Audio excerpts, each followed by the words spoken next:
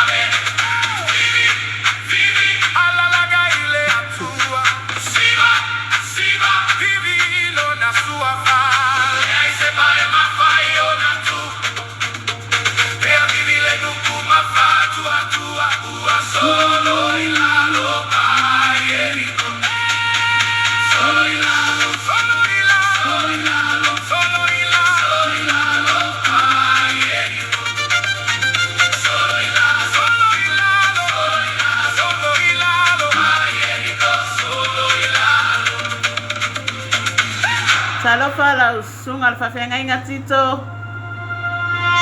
Sai mafuta mai.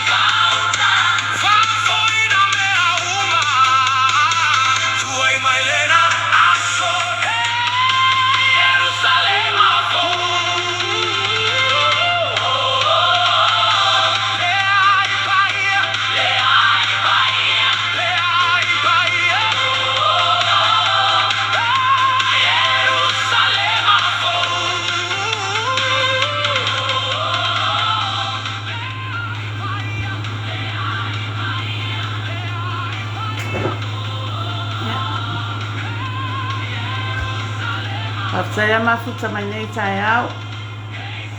Ia. Taftai foi fa fonga mai. Esse fale anganga e fa mau ngai ni inga tama nei so fo anene. Nei tai au ia.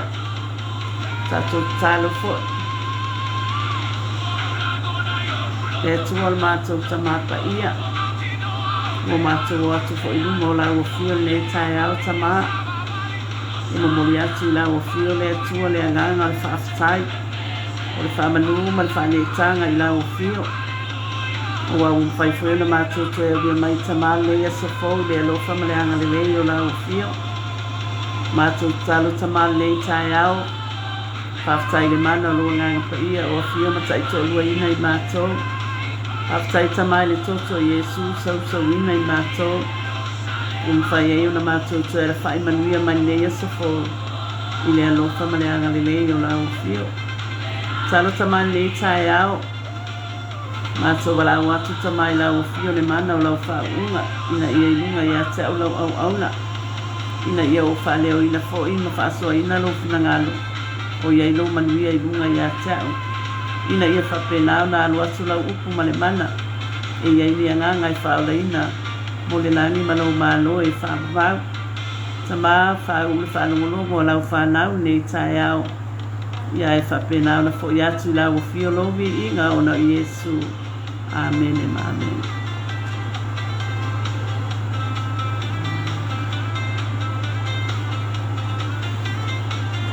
Sai fua manuia. Na sunga whawhenga inga na nai ma le whaletua.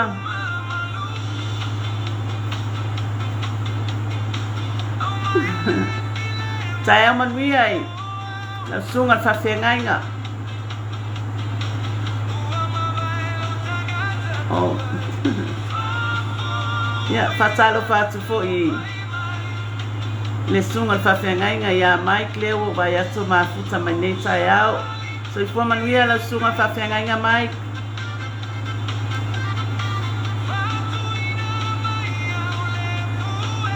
Ia. Nei tai au e au fui ona. Whalau loa fo I le. Le tatou au onanga, amene. Ia o le whiau fo I o le Satauro. Ia o le fo I wa. O mai fo I nei tai au e. Ia I whapena fo I ona whasoa le finangalo le atua, amene. Ia o le fo I au onanga ia o lo o whapena fo I ona. I lalo fo I o le. O le ala leo whaleanganga o le Cloper Kingdom TV. Ia o lo I sila fo I le. Nei ala leo whaleanganga. Ia o lo whapena fo I o nei lalo le taitainga I le sunga le whawhengainga ia mai. Ia, ai o te whawhetai fo I le li ia mele. Ia o mau fo I le avanoa I lunga fo I nei ala leo whaleanganga. Ia, e whapena fo I o na whasoa fo I le awhionga pa ia le atua. Ia wa fo I le whawhonga anga. Ia le mamalu fo I. O le au mai moa ma le au whaafonga. Ia I mai seo le mamalu o seo tātou watunu o Samoa. Ia nei la tai au, ia I whapenau na o whatalo whatu fo I le pa ia fo I ma le mamalu o seo tātou watunu o Samoa. Whatalo whatu I le tātou palemia filifilia, le sunga ia la uli a le mali etoa. Ia, ai tainane le pa ia fo I mawalunga o le whainga maloa Samoa. Ia whatalo whatu ia te uto umalava nei tai au I le suafa mamalu. O lo tātou ali o Yesu Keriso, amene. Whatalo whai leo whainga luenga mamalu, o leo whainga luenga pa ia. O leo whainga luenga tutofi a le atua. Iso se whata whai taulanga o li leina lo langi. Whatalo whai le ainga o le atua. Le ainga o le whatuatua le tino Keriso. Whatalo whafo I mo ma paanga pele lava nei por kalame. O lo o mai moa mai nei tai au. Ia nei tai au ia e whapena foi o na amatul whatalo whai le sunga I le whawhengainga ia Mike Bretta malona wharitua ia Sarah. Ia malino whaalo. Ia mali e kālesia I manrewa. Ia o le vi inga I fo I le atua amene. O lea o te whatalo whatuai. Ia te uto umalava I le suafa mamalu o le suafa manu malo o le tātou alii o Yesu Keriso, amene. Ia le tai au, ia. E au foi o na tātou atu foi le upo le atua le tai au, amene.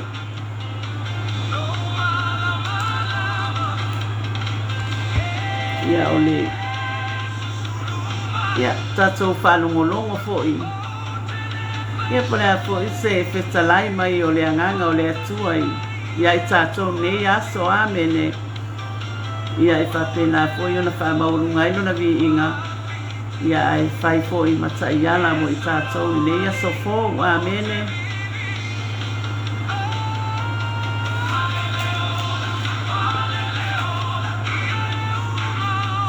Ia e mori saunoanga le whawhiangainga ia Mike e le mea le atua amene vi ia le alii.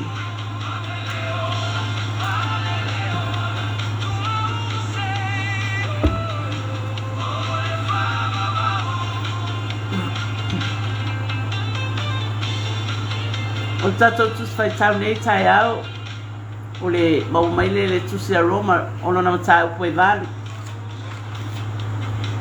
O le whaautuina o le mta upu, o le manuia, o le tangata o taua Miltonuina I le whatuatua.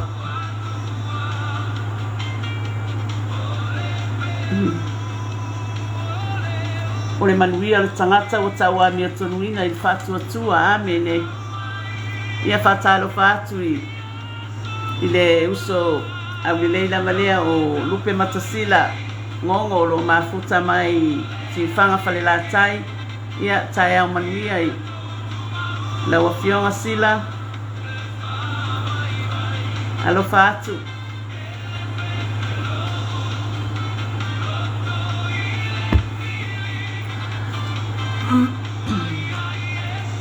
ole fai upu mua le lau fai tauina ma le lua ai ole fai upu e iwa ma le fai upu e se fulu ia ole fai upu le whataua fai mo tato le tai au amene mai ole nei wale ai se whasala i e o ia ke riso Yesu o ele sa vavali la le tino ai la le anganga awa ole tula fono le anganga ole ola wa ya Kristo Yesu wa tu salno mai le ya tia unai le tula fono ale anga sala maleoti fei upo iva ma se fulu a oto to tele ilale tino ai lale anganga pe a fai no fole anganga ole atua i tonu ya te oto ai se tasi wa yale ya te ia le anganga o Keriso e le fai le amona excuse me ai a fai wai tutonu ya te o Keriso wa oti ai le tino ona o le ansala a wa ola le anganga ona o le ami o tonu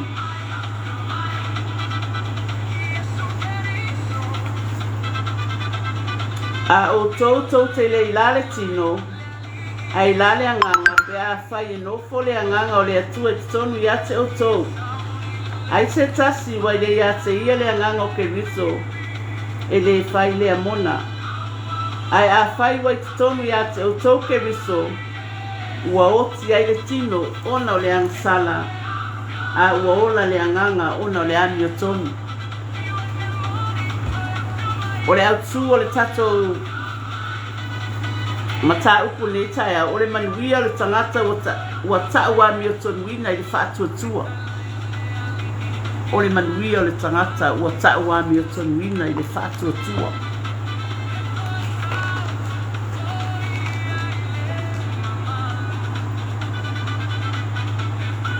mai le konito na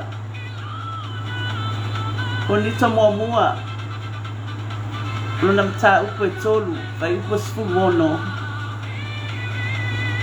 tau te leiloa ea o le malumalu o tau o le atua o lo nofo fo i le anganga o le atua i tutonu ia te o tau konito mua mata upo sifulua vai upo e tolu o le nei o te whailoa atu ia te o tau i le ai lava se tangata i tautala i le anganga o le atua na te tau ana te maina o Yesu i le ai se tasi na te mawhai o na taua o Yesu o le alia le se noa le anganga pa ia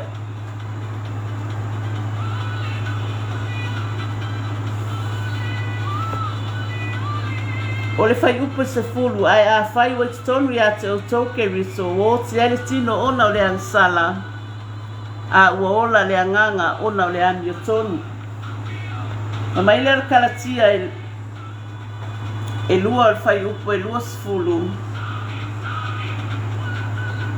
le ana o le tala ale apostolo Paulo la fai le kalesia i kalatia a ua whaasa taroina whaatasi ma ua ma Keriso ma mai e leo toi ola o Keriso ua ola i totonu ia tea mai le apostolo o le ola foi o lo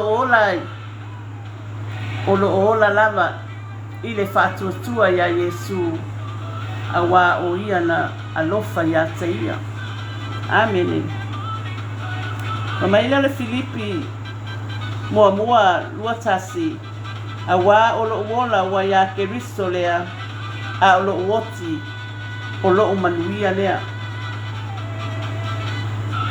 amene mua petelu fai upe wha mata upe wha fai upe ono o le mea lea na fola ina atu ai le tala le i e woti ina ia whaasala ina i la tau le tino I la tangata ai o la I le anganga I la le atua.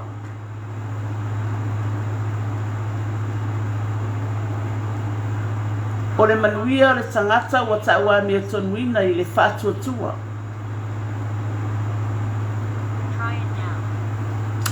Amene. A mausali le whātuatua o le tangata I le alopele o Yesu Keriso. O na tātou maua lea o le manuia o le atua. O le mea tāua le na e whapenao na lui e pēa ia le ainga o le whātuatua o le tino Keriso. O e foi o mai moa mai nei tae au. Ona ia whapenao na taula alo tātou whātuatua lo tātou ali o Yesu Keriso. Amene. E wa o whapenao ona whai maile au tū nei tae au. O le manuia o le tangata ua taua mi o tonuina I le whātuatua.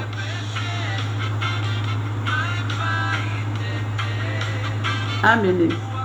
Wai e manatua le lei. E lei whapea na tātou iai le taimi na whāsātaro ina elo tātou wali o Yesu. Amene. Ai ona o le tātou whātuatua. O lea wa taua mi o tonuina ai tātou le whātuatua. Amene. Mea na e tatai pea lo tātou whātuatua lo tātou wali. Ma lesi a wala tāua e te tau ona whai e le tangata o lai mai moa mai e le italia le whaolatanga. Ia talia le whaolatanga. Talia Yesu Keriso wa whai mai le maule le tae au le nei. O le manuia o le tangata ua taua mi o tonina I le whātuatua. O lona wina o le whinangalo le atua ia tātou whātuatua no na alopele o Yesu Keriso mana tua le lei. O le alopele o Yesu Keriso o ia le ana whaia le taulanga mo I tātou. O le mea le e whinangalo ia tamaya I tātou. Ina ia whapenao na tātou whātuatua. Ino na alopele o Yesu Keriso. Ona o Yesu o le ana afio mai I le lanolangi ma liu tino tangata I lona I tū tangata ina ia mawhai o na ali lunga o le Satauro e whai le taulanga ma le tōmiola ato atoa I le mana o lona toto e whape lau na whaamangalo ina ai tātou. Amene. Pela na whai mai le korinito lea mua mua. Tau te leiloa ea o le malu o tō o le atua. O lo o nofo foi le anganga o le atua I tutonu I ate o tō. Amene. Whai mai e le afio le atua I malu e whausia I nima. Ai, o lo afio le atua I tutonu o tātou o malu o le anganga paia. Ai o nei vai tau ia o toa tele tangata ua latou whaaleanga ina le manu o le anganga paia peila o tātou wa le tātou te ola li tino.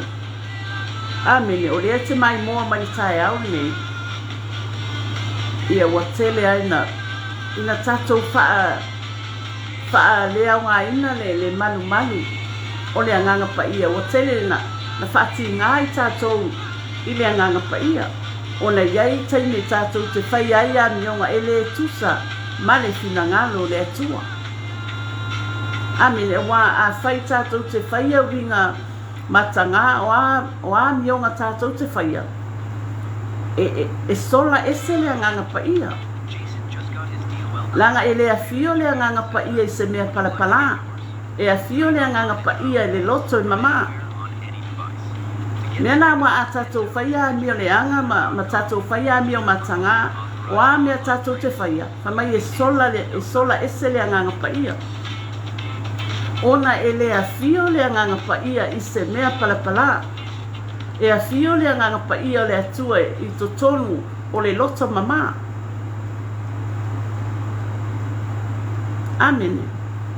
O mea na e whele le tā ua ai le tātou teu le o le malu o le anganga pa ia. Teu o tātou loto. Teu o tātou mawhauwhau. Ia le o tātou wāmio. Awa o le mea e a whio ai le anganga pa ia o le atua. Amene ia ai ai taimi e le whapea wa o whai atu le tai au nei ona ua ato atoa lo tangata. Amene o tātou te tau mawhai i le atua. Amene e tātou te tau mawhai i le alii. Ina ia whapea nao na fōa i mai i tātou le loto mamā ma le loto le lei. Ma fufulu mamā mai o tātou loto i le toto o tātou ali o Yesu Keriso. Amene. Matalo fatu ilo uso au le lei lava lea o ro peta pele masina. Tai faletua mafuta mai. Fatalo fatu fo i se uso au le lei lea o ro wale lea. Tai mafuta mai sister. Di ia le alii.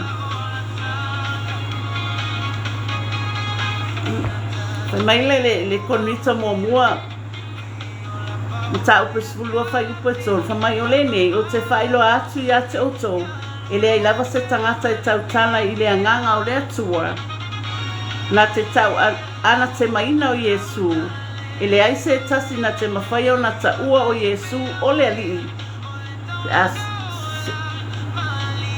se a le anoa le anganga pa ia.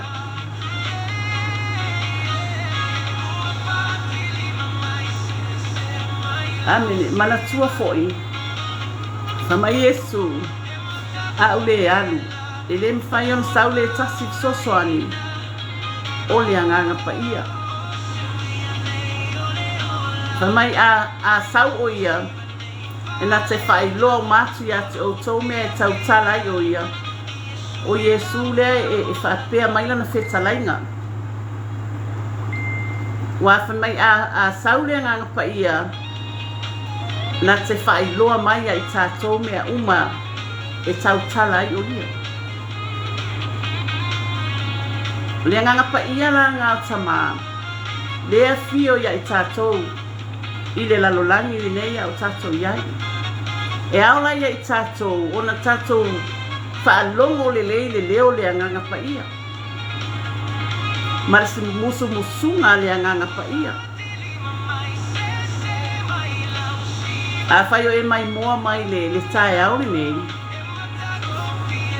Ia e whaalongo le lei, whaalongo whaaleanganga le musunga leanganga pa ia. Po le ase mea o laua o finangalo ai leanganga pa ia.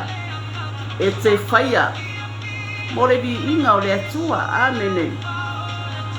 Ona o iaia isi tangata o laua whapenao na musu ia ile ngang pa ia ala vai fatala le o langa au na amene po e ala maritai au nei po e mai moa maritai au nei o oe o se tangata e whaunga ina mo le finangalo tama e te tau ona e whaalongo i le whaalongo whaaleanganga ia e whaalongo le poto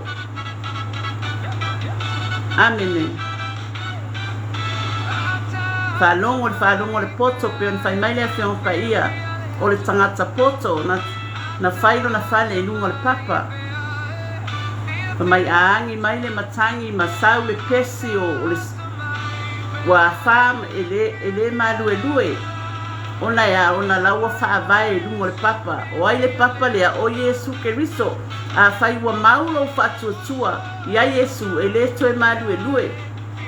Ona le sa o le leile me taula i lo fatutua. Ele toi maru e lue la lo fatutua pe a sa o le lei le bea e taula i ai. Ai a fai e pei o le tangata foi la ele na faula na fale lunga o le one wa saule matangi wa saule le ngalu wa pau i lalo. Fatusa fo i le tangata i whapena ona le mautonu lo na fatutua i le atua. Ai a mausalima ma waalo fatutua i le atua. E fatusa ina i tātou le tangata poto na whaino na whale lunga le papa.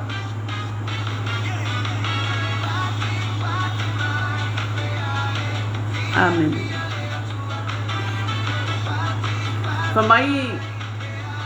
Famai le kalatia. Liena na fai ai le tala le apostolo. Ile ekalesia I kalatia. Apostolo Paulo. Mamai wa Satauro ina fatasi o ia makeriso.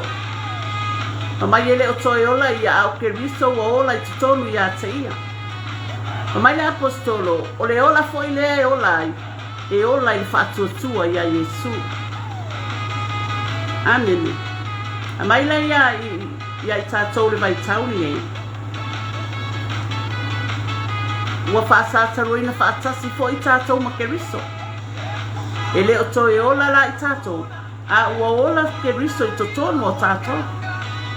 A e ala ona le ola ke riso I totonu o tatou. O tatou la paia. Ona ese le mea e alu I ele mafau maari ele loto.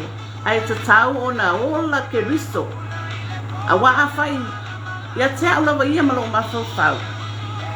Fale anganga. Wa a fai wa tatou o mai e talia le whaolatanga. Wa talia Yesu Keriso I whai maari ma whaola I o tatou anganga. E tatau fo I la ona ola Keriso I totonu o tatou. Ai le whape talia le whaolatanga. Ai ese le me ola ai. E tatau ona ola Keriso I totonu o tatou. E iloa I lau tautala, e iloa I lau amio. E iloa o I lau sabali. Amen. Ai le whapea e talia le whaolatanga, ma tatou fia I mea whaleanganga, ai fia I le ali. Ai le ola ia Keriso. Ai whai mai le whamalosi a le apostolo o Paulo le ekalesia I kalatia. Ua Satauro ina whaatasi ma ua ma Keriso. E le o toi ola Keriso ua ola I totonu ia tea. Ona winga o le taimia na lena maliu wai lo tatou wali o Yesu. Na whape na ona woti e tuai. Ma bea tuai o le olanga o le apostolo. E whape na tatou. O maliu Yesu Keriso wa woti e tuai ma tatou. A mio matanga, a mio leanga. Anga sala, amen. A ua whape na ona whatu lai mai Keriso e ola I totonu. O tatou. Saulo I whafo I tautala I tangata whaola ina e sau le alofa, e sau le file mu.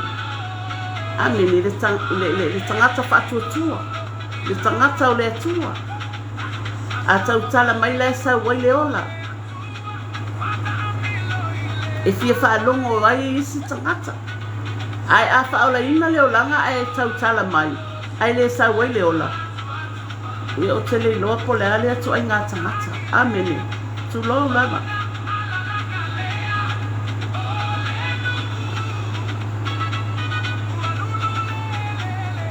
O le mea lea na fola ina atu ai le tala le ie uoti ina ia whaasala ina I la tau le tino I la tangata ai ola I le anganga I la le atua. Ia mana tua wa maliu lo tatou wali o Yesu Keriso a. Wa tau sala ina lo tatou wali. Ona I tatou o tangata angsala. Na I ui aina wha Satauro ina lo tatou ali. Ona o tatou. Wa o tatou sa tatau ona tautau le la au tulo. Ai ua whape na ona wha Satauro a Yesu e le isa na sala. Ona whailea o Yesu Keriso o sui tūlanga ia I tatou. Amen. O le mele e tau ona tatou whaatuatua. Ma ia moni lo tatou wola I le atua.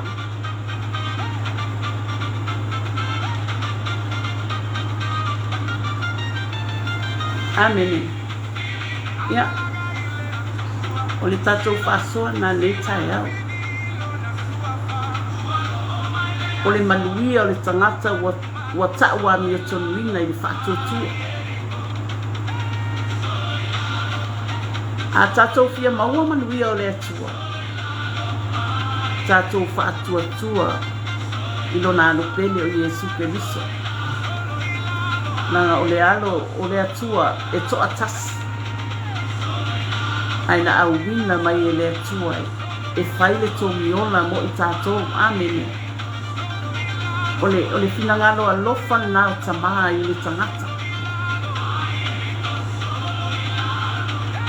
e tau e laona tātou alolofa i le atua auā o ia na muaʻi alofa mai ai tātou le ala ua tātou manuia ua tātou sapi manuia o le atua ua tātou lelei ma le atua amene ona o le toto o tātou ali'i o Iesu Keriso auā o tātou sa tātou vāvā mamau ma le atua a ua tātou vāvā lalata mai ia ona o le toto le tātou ali'i o Iesu Keriso ia o tātou fa'asoana nei taiao nei foi aso ia tātou ofo i ma le atua tātou savavali ma le atua tātou fa'amasani ma le atua ina ia manuia mea uma tātou te o atu ai fo'oli nei aso a o ia ia agaga o le atua i luga ia i tātou wā fo'i lea uma lava o nofoaga o le a tātou aga'i atu iai nei aso ia whapena na whaamalumalu au anofa o le atua i lunga ia i tātou uma ina ia manuia mea uma tātou te whaia ona i Iesu patalo whātu i whaletua la le leilea o lua fulu mai malo tai lava i whaletua mafuta mai tai whaatasi mai tai langolango whaamanuia le atua nei aso whaatai fo i mo le folefolaina o le upua le atua alo fatu lua fulu mai malo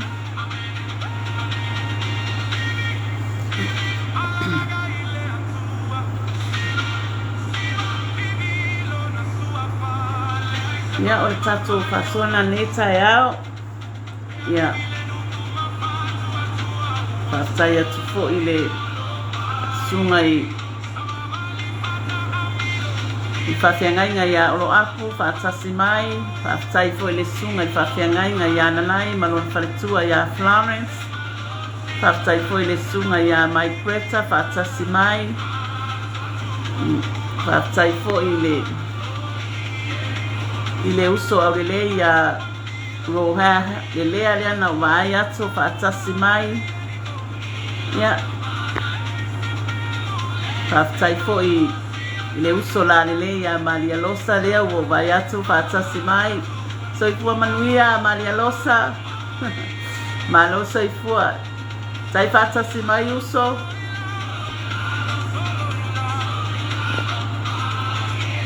ia whaatai fo i le whaletua la le ia Ropeta lea na whaatasi mai whaatai fo i whaletua la le ia lua pulu mo i malo whaatasi mai ia fai auto ma whamanianga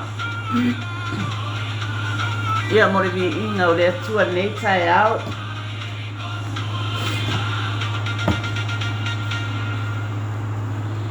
ia ai o te le i whamawai fo i mana tatou por kalame nei tae au ia whaatai atu i sunga i whawhiangainga mo lātou whaletua o awa o ti akono mo lātou whaletua ia o uso fo na tuanga le pele i le ali'i ia o ano ma whanau ia whaatai atu fo i tapua inga manu a seo tātou atunu o Samoa ia le ngata fo i leo le tapua inga seo mātou motu i Amerika Samoa nei ia whaatai fo i tapua inga o pele fo i mapaanga nei por kalame o lo mai moa mai ia whaatai mafuta mai nei aso whaatai whaatasi mai whaatai lango ia ua maualunga le vi inga o le atua ona o loutou mafuta mai nei tae au ia talo le fola ia alo whalamata ma ia whamanuia ia te outou uma lava i le suafa mamalo le tātou ali'i o Iesu Keriso ia manu teleina le nei aso i le alofa ma le agalelei o le atua ia alofa atu Ropeta alofa atu Maria Losa Alofa atu Kika, alofa atu la sunga alfafiangainga nanai manfaletua ya Florence. Alofa atu la sunga alfafiangainga Mike Bretta. Alofa atu la sunga alfafiangainga olo apu manfaletua. Ya manuteleina le yaso ile alofa maleanga lele ole atua soifua.